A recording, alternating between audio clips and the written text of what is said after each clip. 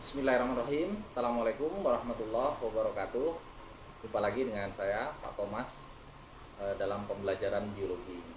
Nah, dalam video kali ini saya akan membahas tentang ciri-ciri atau perbedaan antara tumbuhan dikotil dan tumbuhan monokotil.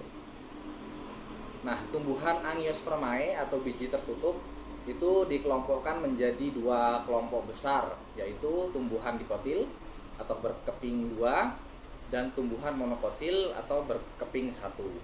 Nah, dasar pengelompokan ini adalah dari bijinya, yaitu biji dikotil itu memiliki keping biji dua, sedangkan monokotil itu keping bijinya hanya satu. Nah, contohnya pada kacang tanah. Nah, ini yang pertama kita bahas ya, itu tumbuhan dikotil atau berkeping dua. Nah, perhatikan kacang tanah. Nah, ini bijinya satu. Nah, itu kalau dibuka itu bisa menjadi dua. Nah, seperti ini. Berkeping dua. Ini dikotil. Nah, contoh yang kedua adalah biji mangga. Ini juga dikotil. Kita buka ya. Nah, itu kelihatan biji dalamnya. Kita ambil. Nah, ini dia. Jadi ini biji mangga ya. Nah, dikotil.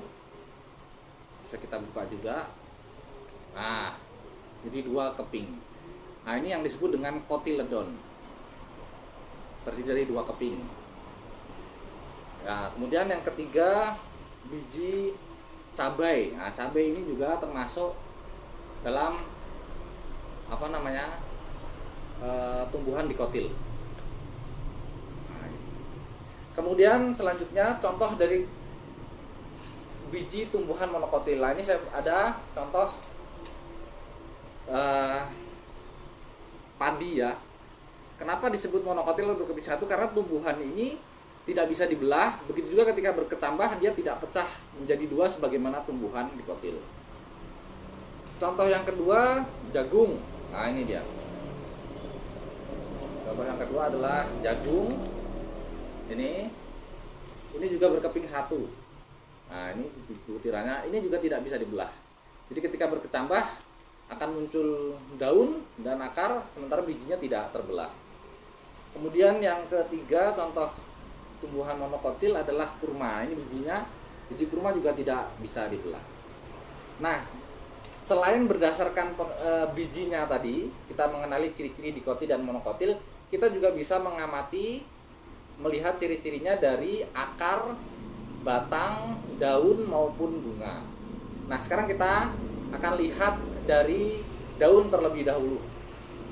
Nah, tumbuhan dikotil beberapa tumbuhannya, perhatikan tulang daunnya bentuknya menjari. Ini disebut bertulang menjari. Jadi kalau kita menemukan tumbuhan yang bentuk daunnya menjari, nah sebagaimana pada singkong, kemudian pada pepaya, dan pepaya ini menjari ya tulang daunnya. Nah, ini masuk dalam kelompok tumbuhan dikotil. Kemudian yang kedua, tulang daun menyirip. Nah, ini sebagaimana pada daun mangga. Jadi kalau kita mendapati tumbuhan memiliki tulang daun menyirip seperti ini, ya, itu termasuk dalam tumbuhan dikotil. Sedangkan tumbuhan monokotil itu bentuk daunnya, nah seperti ini daun pandan ya, bentuknya lancet atau memanjang, tulang daunnya juga memanjang, sejajar. Ini pada daun pandan, kemudian serai. Nah, ini saya punya serai. Ini dia. Nah, ini serai. Lihat memanjang. Ya, tulang daunnya di tengah. Kemudian juga pada padi. Nah, padi atau rumput. Nah, bentuknya seperti ini. Jadi kalau kita mendapati tumbuhan dengan bentuk daun seperti ini, itu termasuk dalam tumbuhan monokotil atau pisang. Dan pisang itu monokotil. Kemudian yang Berikutnya berdasarkan batangnya. Jadi setelah daun kita akan melihat batang. Pada tumbuhan dikotil yang memiliki kayu ya, pohon besar-besar misalkan, nah seperti ini, kayu mangga seperti ini. Nah ini dikotil. Jadi tidak ada ruas-ruasnya. Sementara pada batang monokotil, nah contohnya pada bambu ini ada ruas. Nah ada ruas, ini juga ada ruas. Nah, di bambu, kemudian padi, jagung, itu ada ruas-ruasnya. Ini saya ambilkan contoh pada rumput. Nah ini rumput juga memiliki ruas-ruas ya. Nah ini ruas, ini juga ruas. Nah jadi kalau tumbuhan batangnya memiliki ruas-ruas, nah itu termasuk dalam monokotil. Kemudian yang selanjutnya dari akar. Nah, dari akar kita juga bisa melihat bagaimana perbedaan antara tumbuhan dikotil dan monokotil. Untuk dikotil, ini contohnya pada bayam. Nah perhatikan akar.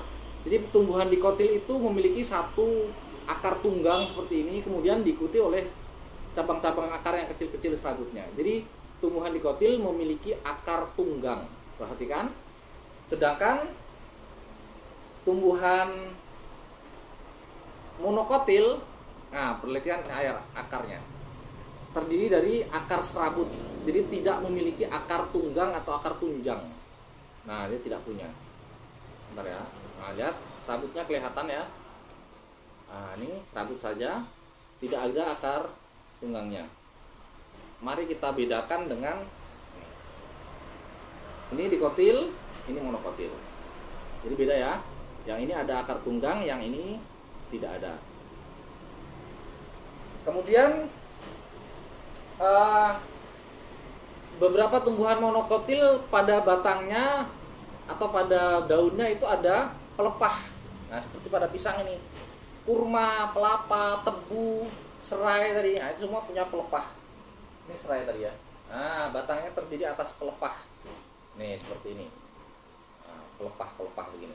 Nah kalau tumbuhan dikotil tidak punya. Tumbuhan dikotil pada batangnya atau pada daun ini tidak ada pelepah yang meliputi. Nah, jadi jelas sekali perbedaan antara dikotil dan monokotil. Selanjutnya pada bunga. Nah ini saya tidak bawa contohnya, tetapi bunga dikotil itu kelipatan 2, 4 dan seterusnya, atau 4, 8 dan seterusnya, kelipatan mahkota bunganya. Sedangkan pada tumbuhan monokotil itu kelipatan 3. Jadi kalau ada bunga, kita hitung jumlah kelopaknya itu 3, kemudian kelipatannya ya 6, 9. Nah itu adalah termasuk dari tumbuhan monokotil.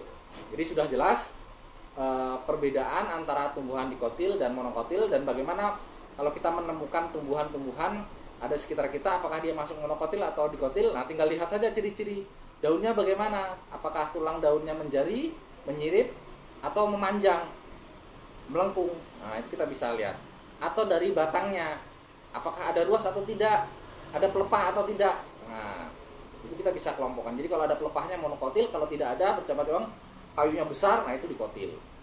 Atau dari akarnya, bisa kita cabut akarnya. Kalau akarnya tunjang seperti ini, nah itu dikotil. Tetapi kalau tidak ada akar tunggangnya, serabut saja sebagaimana akar padi tadi, nah itu seperti ini ya, serabut seperti ini, nah itu berarti monokotil. Nah demikian video ini. Jangan lupa like, share, and subscribe jika bermanfaat. Terima kasih. Assalamualaikum warahmatullahi wabarakatuh.